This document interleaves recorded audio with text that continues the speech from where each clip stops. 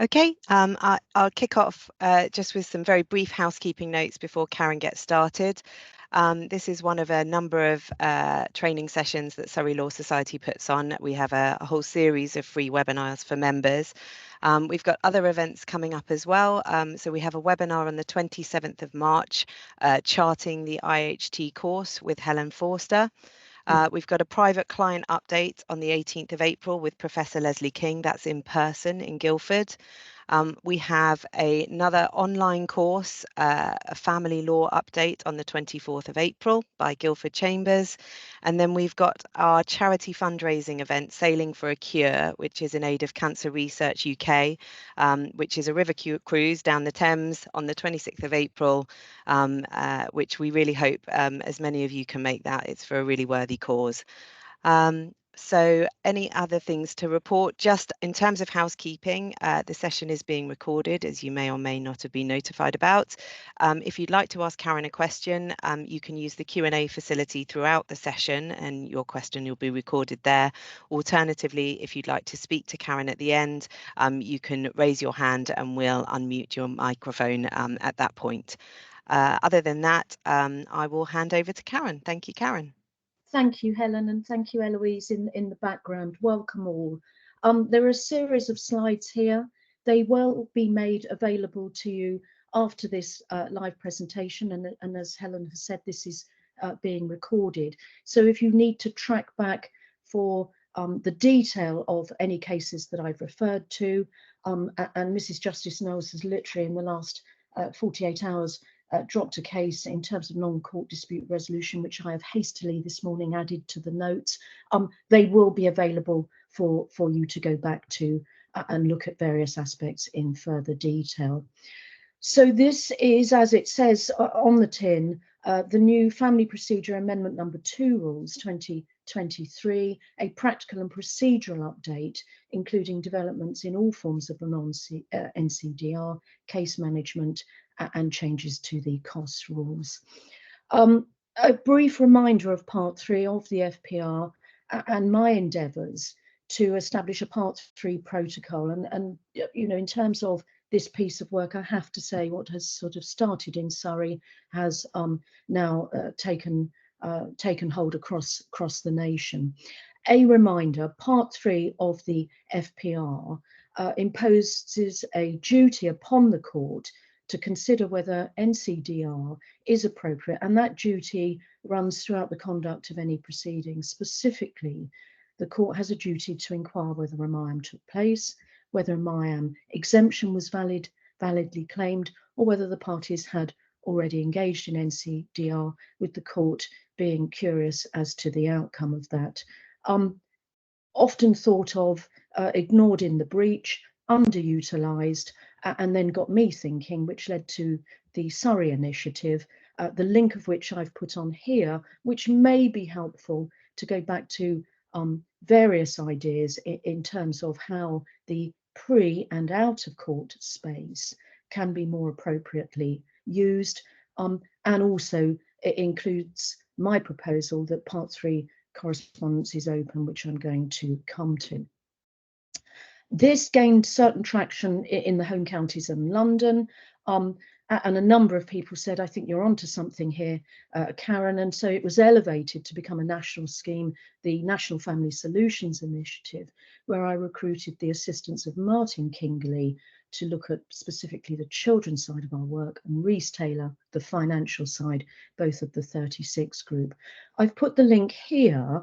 It is in front of the paywall. It continues to be available, and I think it is a helpful reread in terms of us putting their specimen correspondence that may be helpful to you, particularly as we now move into this new rule changed environment, in terms of the sorts of correspondence that you write to either a litigant in person or to your professional opponent.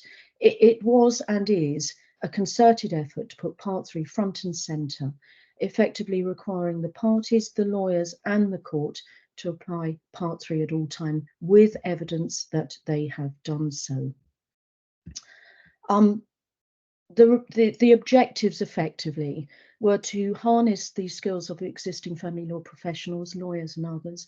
This was and is not about leaving any professional behind.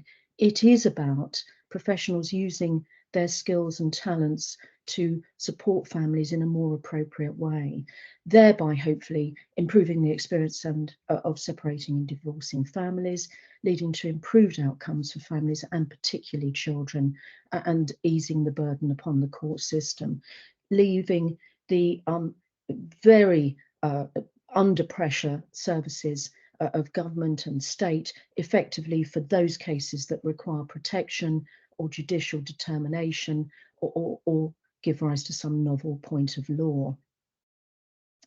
So that then led to me being invited by Mr. Justice Cobb to join the Family Solutions group, and the Part 3 protocol is one of the proposals that has been endorsed by the Family Solutions Group and is endorsed in our report there, What About Me? That piece of work was effectively commissioned by Mr. Justice Cobb to bring together a multidisciplinary group tasked with making recommendations to improve the experiences of an outcome for families away from the court when looking at children arrangements. This endeavour has received support and endorsements, and I was asked to join the MOJ's early response working group, which I did. Mr. Recorder Allen, Nick Allen, Casey as he was, mentions the Part 3 endeavours in his case of WLHL, which again is here for further reading. This was a case that had come back to court sometime after the original settlement regarding a dispute about nanny costs. His view was that it was not proportionate to take up court time to deal with it. He recited the relevant parts of Part 3, and he required the litigating mother and father and their lawyers to effectively go away and try and mediate. There was a mediation. He required, in accordance with his case management duties, updates via joint letters as to how the matter was progressing. He, in his supervisory role, wished to be kept informed over the progress of the negotiations, but of course not the detail of them, which remain without prejudice. And where they were unable with mediation to resolve the matter, he then made a determination on paper. He raised the use of his Part 3 powers with Mr. Justice Mostyn, who was then the lead judge in financial remedies, and Mostyn J asked that Recorder Allen record the same by way of a written judgment to be published on Bailey, which it was.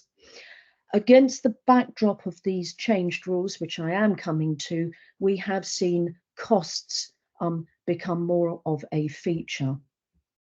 There has been an increasing trend towards the court making costs orders, including in needs cases, where a party has failed openly to negotiate reasonably and responsibly.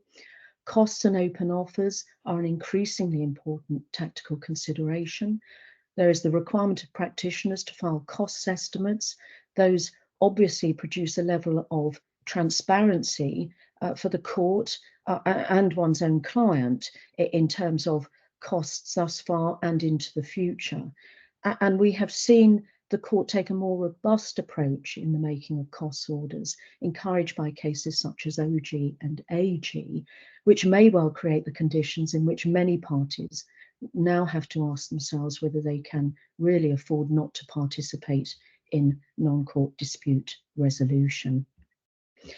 Prior to these new rule changes, we have also seen the court demonstrate a willingness to consider making costs orders for a failure to engage in non-court dispute resolution. Mostyn J, in the 2020 case of JB and DB, was managing that case, and a mediation had been set up, and the husband willfully refused to attend that settlement meeting the day before a court hearing.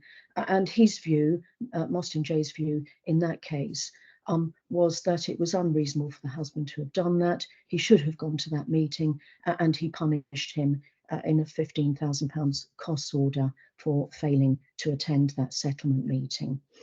Moore J, in the case of CM and CM, made the point that non-court dispute resolution should be considered for a number of to provide assistance in a number of ways. And here he was being asked as a High Court judge to help settle a draft letter of instruction to an expert. And he said this: High Court judges are exceptionally busy. They do not have the time to draft letters of instruction or even to determine disputes such as the wording of such letters. In a future case, if there is a genuine issue as to drafting, I consider it would be exactly the sort of matter that should be referred to an arbitrator accredited by IFLA. I make an order of costs that the applicant meet the respondent's costs. And of course, if we thought this move, even before these rule changes, was limited to financial matters, it is a timely reminder of His Honour Judge Wildblood KC's decision in Re B 2020, unnecessary private law applications. His message to parties and lawyers was very clear: do not bring your private law litigation to the family court here unless it is genuinely necessary for you to do so. You should settle your differences or those of your clients away from the court, except where that is not possible. If you do bring unnecessary cases to this court, you'll be criticised and sanctions may be imposed upon you. There are many other ways to settle disagreements, such as mediation.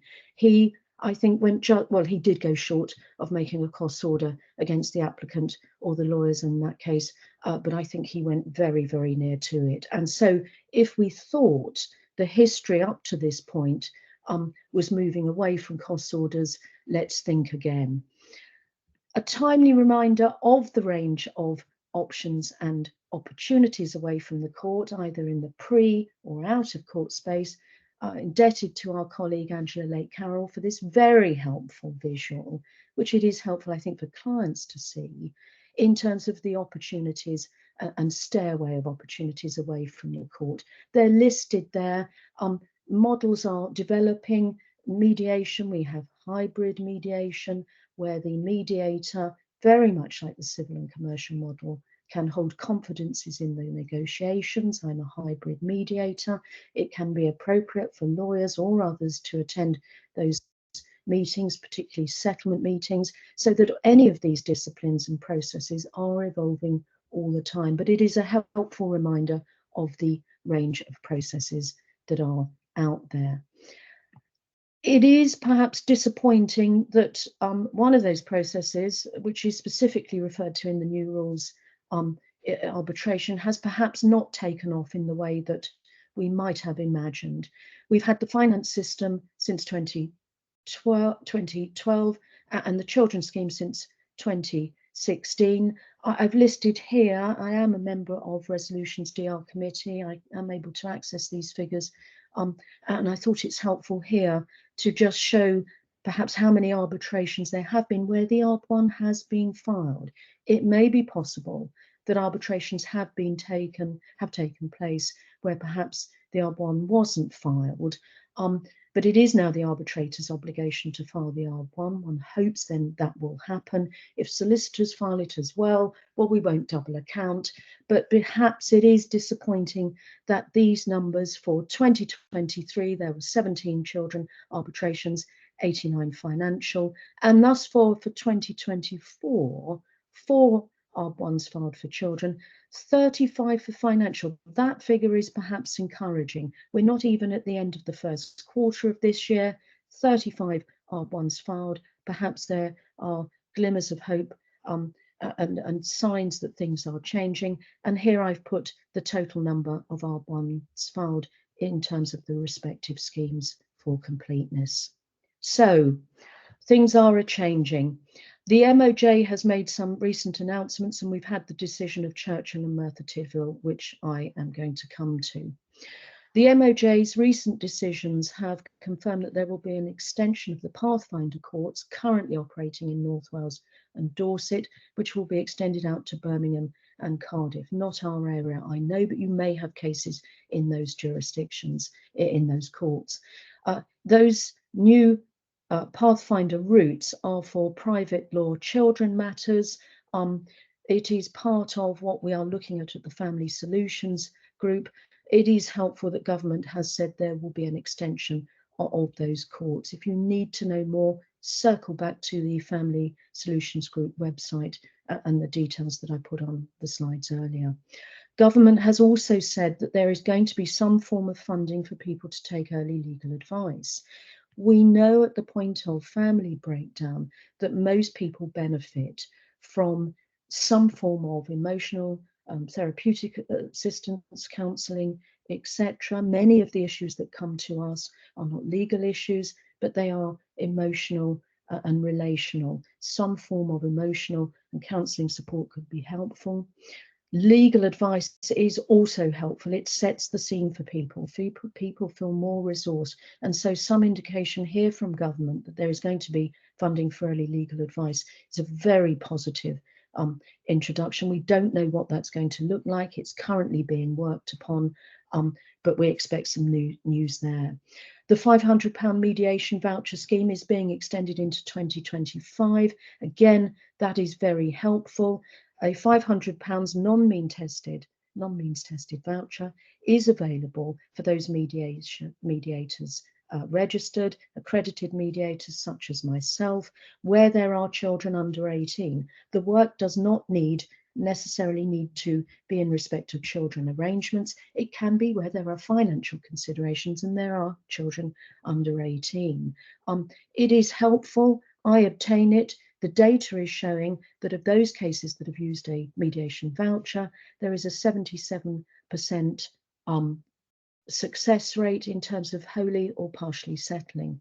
But these new rules have stopped short of formal mandation for family mediation. These new rules taken together go close to, but do not quite amount to mandation.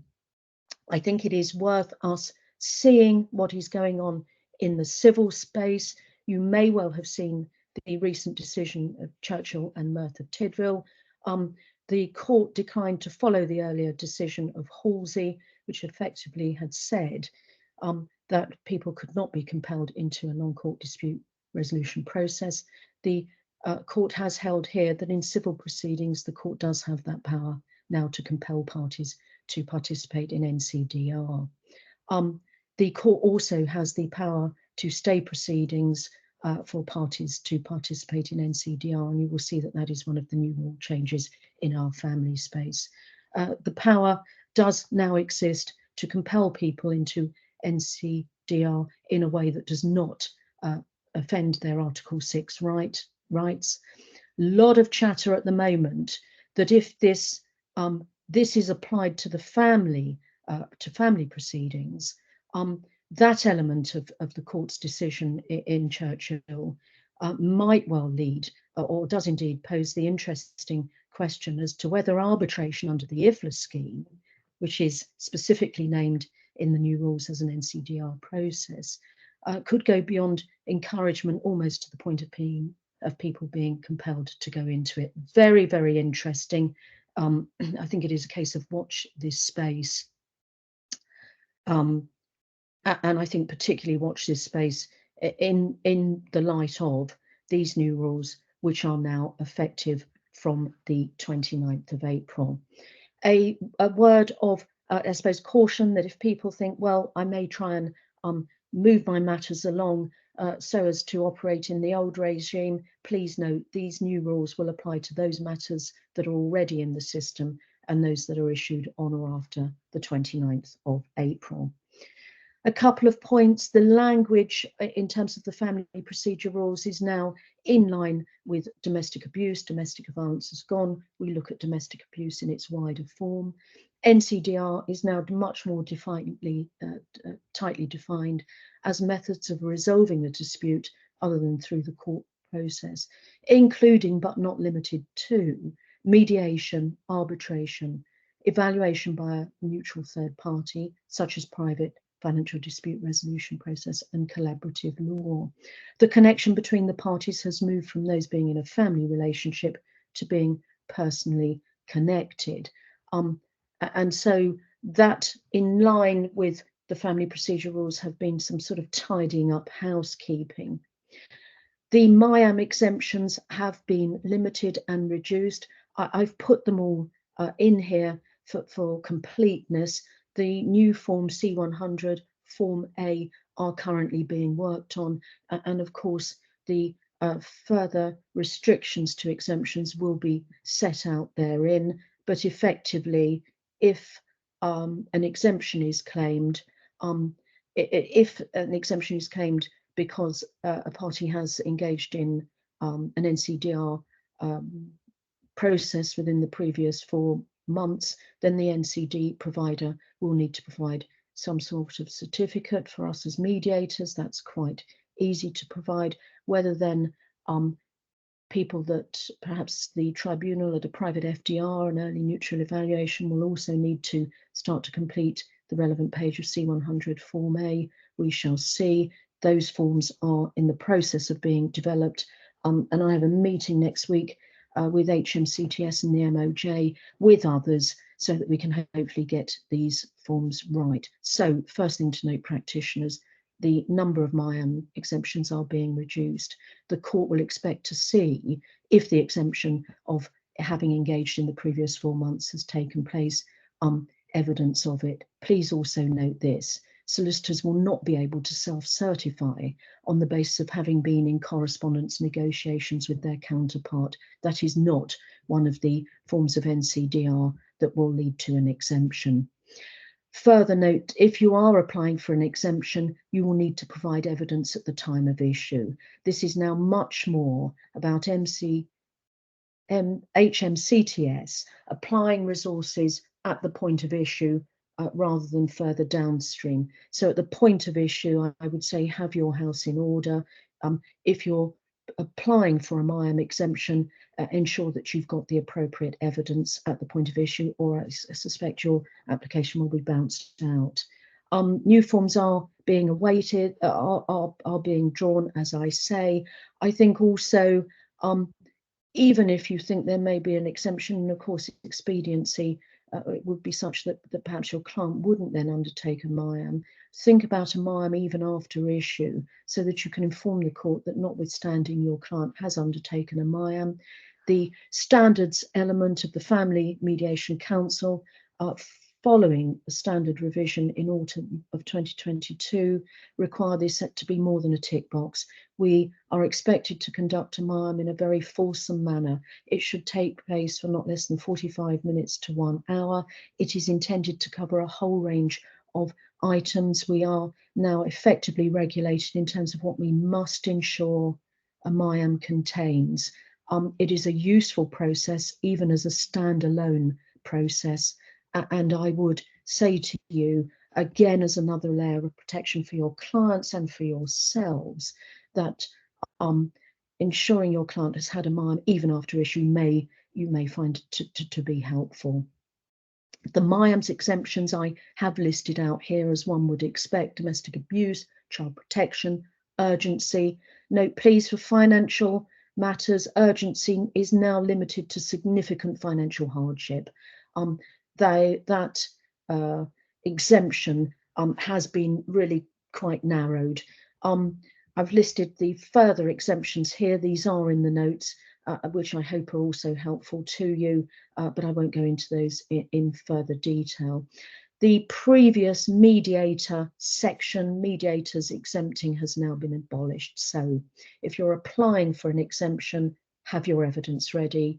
Even if you then rely on it, it may be helpful after issue to suggest that your client undertakes a MIAM in any event. Okay, this is an amendment at 3.31a, the new court form. I don't know what it will look like. Again, that's a piece of work that will be ongoing, so that the new form is with us in advance of the 29th of April. But this is now, I think we can safely say, holding people's feet to the fire, litigants and practitioners. Where the court requires, a party must file with the court and serve on all other parties in the time specified the new form setting out their views on using NCDR as a means of resolving matters raised in the proceedings.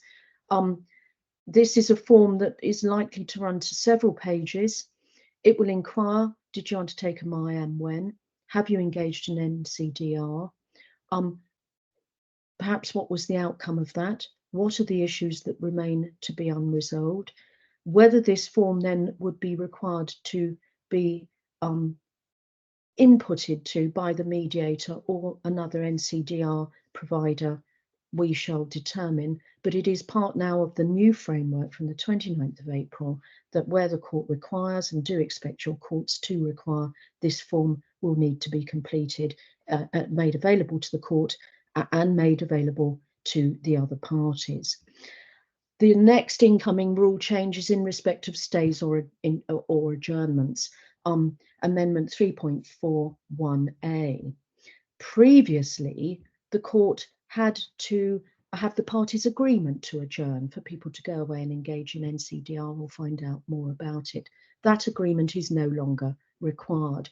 The court will or can, by its own volition, without the parties agreeing, or perhaps even where one party is making an application to the court saying, I think this is an appropriate time to adjourn to enable the parties to engage in NCDR. I know that there's a lot of that is happening in London. The court can now do so. The provision requiring agreement is being deleted, and the amended rule will provide that where the timetabling of proceedings allows sufficient time for these steps to be taken, the court may adjourn the proceedings to encourage parties to undertake NCDR. So expect your court at appropriate and natural breaks in the proceedings to really, I think, lean heavily into people to engage in the natural breaks to engage in NCDR. Your court is then obviously going to inquire as to the what happened. Was it undertaken? Can the court assist in terms of perhaps some case management? When could you go to mediation? How might the mediation be paid for, etc., etc. But please note this: your professional opponents may start to ask the court for stays and adjournments. The court, you do not now need to agree. The court can do that either on application or of its own volition. The next change, costs. Oh gosh, costs. This is Rule 28.3, and it applies only to financial remedies. And it is this: there is a new cost provision here where there can be a departure from the usual no orders to costs by the court must have regard to any failure by a party without good reason to attend a MIAM, and that will include respondents, or to attend non-court dispute resolution. In conversations I've had with Nick Allen, he always thought this was provision was there in 28.3, but I did press for it to be sort of singled out as a standalone part of the rules because I thought it really concentrated the mind. I think costs do concentrate the mind, particularly in financial remedies.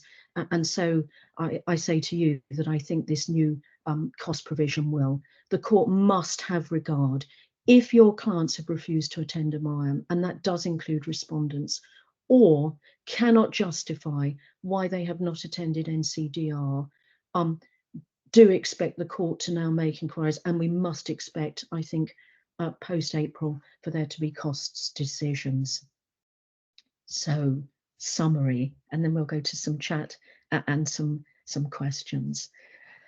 In summary, practitioners, I would say ensure MIAM attendance, including your respondents.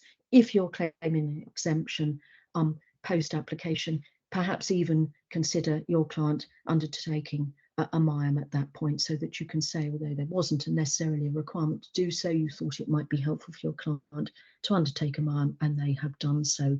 You must advise your clients of all forms of NCDR throughout the conduct of the matter. You must keep it under review. This is not about considering NCDR in the pre-court space alone. It must really, like lettering running through a stick of rock, run throughout the conduct of your matter. You must evidence this on your files. You must write to your clients in an appropriate way that shows that you are giving proper consideration to NCDR at all times. You should know your local and other providers, their cost regimes, etc. Invite other lawyers and litigants in person to appropriate NCDR, setting out the proposed process or processes, the practical and other cost considerations. Enlist the assistance of the court for case management. Part of my proposed Part 3 protocol is about practitioners writing helpful letters one to the other, saying that now the financial landscape is clear, it may be helpful for us to consider how we can help our clients away from the court, particularly the timetable, the costs, the stress, etc., in facilities where you get a proper room and some nice sandwiches, etc. If it's a private FDR, your private FDR evaluator will have had time to read the papers. Start to think about the correspondence you have with your professional opponent. Helpful, expect it to be seen by the court. Start to think about Part 3 open correspondence, track back to the Surrey Initiative and the Family Solutions Initiative for some specimen correspondence there. But think very much that the court is now going to start being very, very interested in who's proposed what, when, and what were the responses. I say that correspondence, if you're seeking to protect yourself and your client in respect of costs, should be open. Expect, therefore, that everything you write may be seen by the court.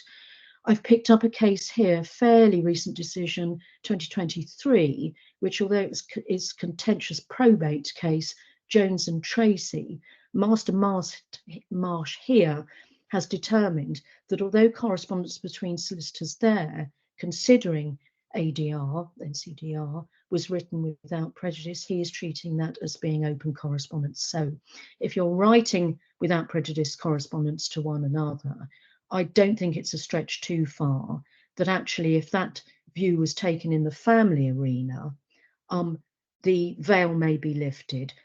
Start to think about courteous, helpful, constructive open correspondence to protect yourself and your client in costs. If you are invited, again, apply the same sort of approach to your correspondence in your response. Engage in helpful, constructive, and in a timely fashion. Expect the court to see your response on the question of costs and the management of the case generally. I think it was very interesting when Mostyn J at the recent Surrey Family Law Day, who is looking at the Transparency Project, said that there is a general upward trend for there to be more reported cases. She referred to a target of 5 cases a year for DJs and 5 to 10 for circuit judges.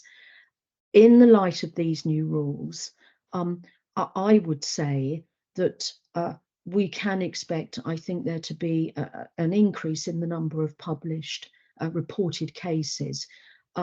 Expect the judges, therefore, in line with their need to perhaps fill their quota of reported cases, to use some of their cases in respect of these new rules as part of their reported cases.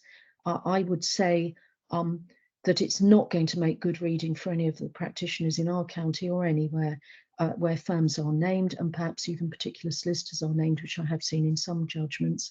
And so judicial displeasure, or judicial rollicking, as I often call it, may not just be contained within the case files. I expect there to be an increased number of reported cases. Expect your judges to have training and awareness of these rules. That is underway. Protect yourself and your client in respect of costs orders. This all sounds slightly frightening. I suppose it is. Couple of things here for further reading. There was a webinar which again is free to access here, the Financial Remedies Journal. We're often referring to sort of fresher carrot, bigger stick. That's a very helpful run through, looking at both children. We had Martin Kingley looking at it from the children perspective, and then others of us looking at, in terms of our financial work, a run through this.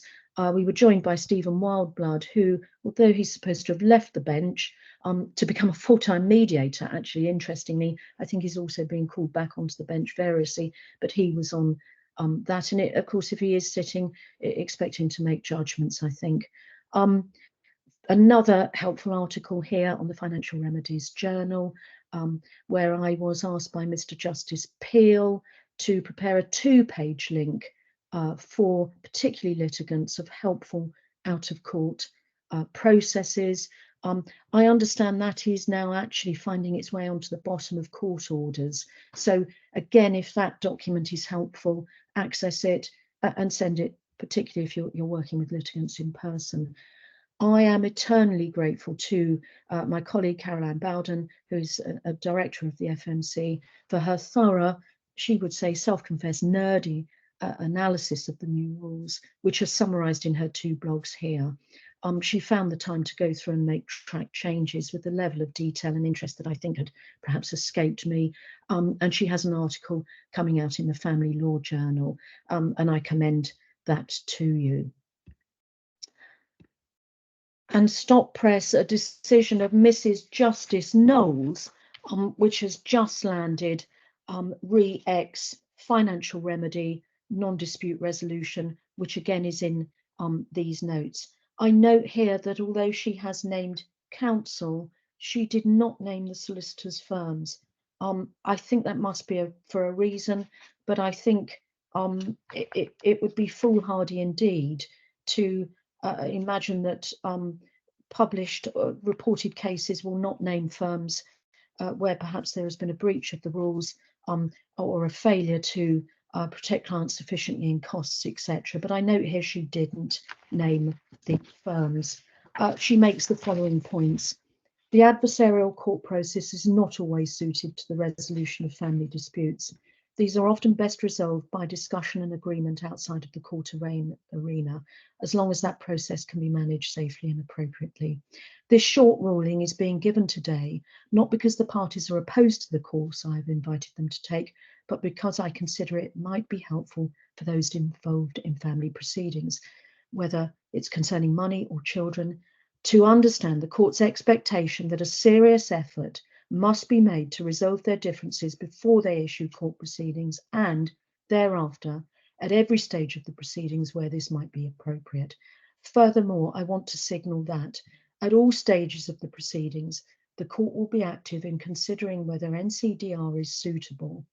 Changes to the family procedure rules, which come into effect on the 29th of April, will give an added impetus to the court's duty in this regard.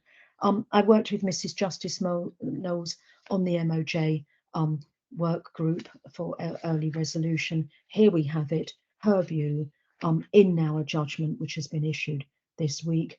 She's involved in the final hearing, which is due to take place in June of 2024 on financial matters, and there are separate Children Act proceedings listed for a 3-day hearing on the 25th of March. The financial asset base is somewhere between 27 and 29 million. She makes this point at paragraph 5. I learned today that the parties have never engaged in any form of non-court dispute resolution before issuing either financial remedy or children proceedings. I regard their failure to do so as utterly unfathomable. She said here, the costs in relation to these financial proceedings, if they go to final hearing, will be close to 1.1 million. That sum excludes the children proceedings, which will cost at least another 300,000 on a conservative estimate. Those legal fees will in total represent 5% of the total assets. She then refers to the already existing Part 3 duties, and she cross-references them to the new rules which I've taken you through. She refers to Churchill and Merthyr Tydfil. She says, it may be thought that the decision in Churchill and Merthyr Tydfil is of limited relevance in family proceedings. To make that assumption is unwise. And finally, she says this, family resources should not be expended to the betterment of lawyers, however able they are, when, with a proper appreciation of its benefits, the parties' disputes can and should be resolved via non-court dispute resolution. We have been warned. Thank you for listening today. I hope these notes are helpful to you, and I'm very happy now to take questions and answers. I think actually even I have the capacity to remove the I don't know if Eloise, you can remove it from, so some hand clapping, thank you. That just lets me know there are still people out there in the ether. If it's possible to take the slides down, that would be good. If not, I'm very happy to leave them there.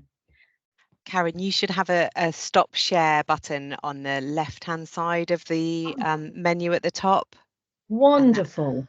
If you Bless click you. that, then that should help. And you have also got a question in the Q&A box from Sushila, who has asked, what if the opposing solicitor refuses to NCDR options and insists they do not feel it's necessary at an early stage? Can we refer them to the case law that you referred to? Thank you. Sushila, it's nice to see that you are there. What do we do? I now practice entirely in the out of court space as a mediator and a parenting coordinator, but I do hear, obviously, from my colleagues, I'm still in a full service firm, and from others, that they write, very reasonable invitations to opposing solicitors, perhaps even suggests that in terms of mediation, 75% of the cost might be borne by one, or maybe the first 3 or 4, £5,000 or whatever it would be. I think what you have to do is this: you should refer to these new rules. You will have the opportunity to inform the court in respect of the new form and otherwise from your correspondence. You should, where it is appropriate, write courteous and constructive correspondence in terms of some processes that you feel may be appropriate.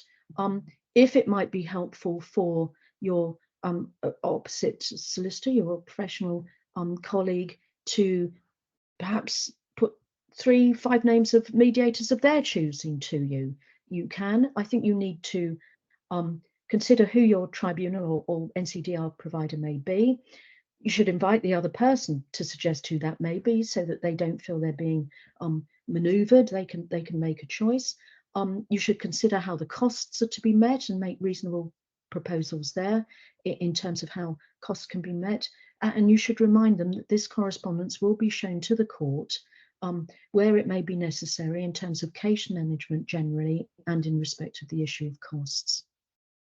And of course, refer them to all of these authorities, and very helpfully, Mostyn J recent decision, which I tagged onto the slides this morning. And I think that's what we should do. If we are finding that it is helpful perhaps to provide further specimen precedent letters as this develops, that can be something that can take place as we progress. Of course, the court has a very limited window to read into solicitor correspondence, but I would say that if you are inviting the other side, your invitation should be open and therefore capable of being put to the court. Whether people will feel it's necessary to attach certain paragraphs of their inter-solicitor correspondence to the court form, I don't know. But I have to say, the court now requires a form. People are going to be asked, why aren't you attending? Expect effectively the process to turn on its head, which is to justify, why is this in court? Some matters will need to be in court for case management and timetabling. That is entirely understandable. What might be possible, this may be further down the line, is whether it's going to be possible to have some sort of timetabling that could perhaps run alongside genuine attempts to engage in NCDR. The timetabling issue, obviously, where you have someone who's not disclosing, not engaging, is entirely understandable. But I think here, Sushila, if you were looking at the correspondence that we've drafted, as I say, Martin Kingley on the children's side, so the tone is appropriate, and we've put a draft correspondence there if you're writing to a professional opponent, and whether you're writing to a litigant in person, same on the money side. Adapt the correspondence as may be appropriate to your own style, but it sort of does what it needs to do, and that correspondence may amend. So there are some letters there, and there are these authorities, and of course there are now these new rules. And by all means, I let these slides travel. I'm very happy for my slides to have a further reach outside of the county, because I think they're generally helpful.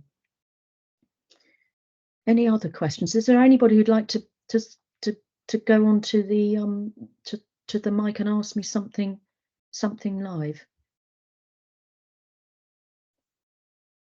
I mean, maybe perhaps I could ask, I don't know whether people knew, I suppose people knew the new rules were coming. They have sort of come in really quite quickly. A statutory instrument which was laid in the second week of December, and come in as secondary legislation. As I say, some aspects, I think the 8th of April is adjudicated on the court, but effectively for us, 29th of April. So although a lot of our work behind the scenes has taken some time, this has moved very, very quickly to get to this stage. If these rules don't work, I have to say, I suspect the next thing that will happen is that there will be a beefing up of professional obligations and regulation. For barristers, the Bar Standards Council, for lawyers, the SRA, in terms of regulatory breaches. I really hope it's not necessary for that to happen, but this is now an opportunity for people to really start to think about how they conduct their cases, how they are considering using an appropriate NCDR process. This is not about the weak or the vulnerable or the abused being pushed into a room with their abuser. We will always have safe and appropriate absolutely at the front of what we're doing here, but we know this. There are too many cases in the court system. These families can and should expect better from us, for us to do our work largely away from the court, unless that is unsafe or inappropriate. Do expect your judges now to be very, very interested in what is going on, offers to engage in NCDR and responses. I suggest you go back and read the Family Solutions Initiative, you look at the correspondence, you look at these rules, and you start to watch cases that are coming down the track. I'll always keep tweeting and putting them onto LinkedIn, etc. But Mrs. Justice Knowles, who's been part of this work, has obviously, for this particular case, taken it upon herself to issue this case, reported case. It runs to 9 pages, just short of 9 pages. I have put it in the links. I suggest you read it. I suggest you quote from it. We have been warned. If that hasn't terrified everyone completely, are there any further questions or observations?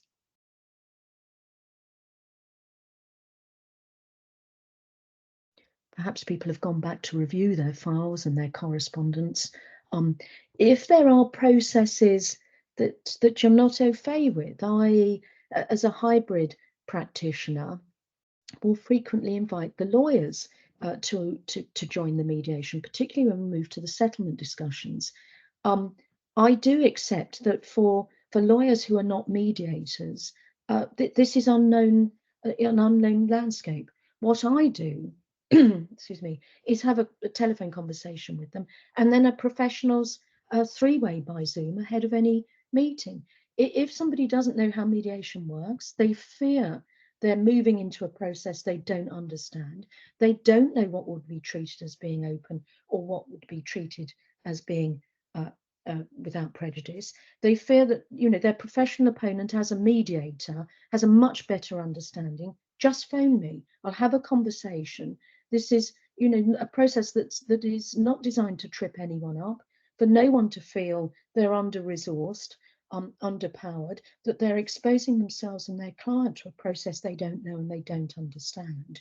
I'll often say to clients that the professional's three-way meeting is a little bit like making sausages. You don't mind the end product. You don't necessarily want to watch the process, but it can be very, very helpful for the mediator to have that three-way with both legal advisors to set the scene in terms of the process, how it will work, what the relational issues between the mediating couple are. Are they able to be in the same building as one another, the same room, etc., etc.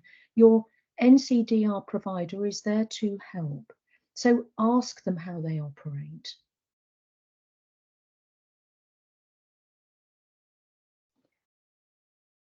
Sheila, I hope that answered your question. Any other questions from anyone who's attending today, or is that all crystal clear? And this afternoon you've gone off to review your cases. We've just had a comment from Emma Rothstein. Karen, very helpful, Karen. Thank you. Presumably there will be training for the judiciary on the new rules. I had a dismissive judge the other day who refused to look at our N260 and correspondence with our NCDR proposals, which were ignored by the other side. Client left feeling disengaged and despondent after trying so hard. That's really disappointing. It is for our judges to implement this. And if we don't have that level of scrutiny, then of course, you know, as Emma is disappointingly saying there, she's done everything absolutely as she should have done. She's teed it up and then she's invited the court to look at this. What we are really hoping is that this doesn't just become a part 3 of 2010, you know, largely sitting on a shelf gathering dust. I think the court form and that being part of now the formal process must mean that this has got to get before every judge, and they need to know what is it they need to do, what are the questions they need to ask, and how are they going to start bearing down. I suppose if you are before a judge and they think, well, this is another bit of lip service, don't think it's really going to do very much, fine, take the risk. But if you come across somebody like Mrs. Justice Knowles, be prepared to have your feet held to the fire, and for your client similarly. I think to some extent that is a game of Russian roulette with the judiciary. It is for us as practitioners to make sure this works, because I fear if it doesn't, something that is going to impose professional regulations on practitioners will come down the track. Let's just keep going. I think increasing number of judgments, but the judicial training, which I am told is underway, is going to be vital to this.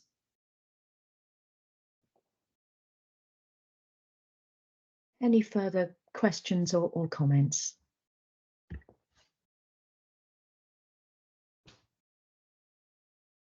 Well, unless there are, and on the basis that not everybody has left the webinar entirely terrified, everything you need to know is in the slides, the hot off the press amended version of which will be sent out to you by Helen.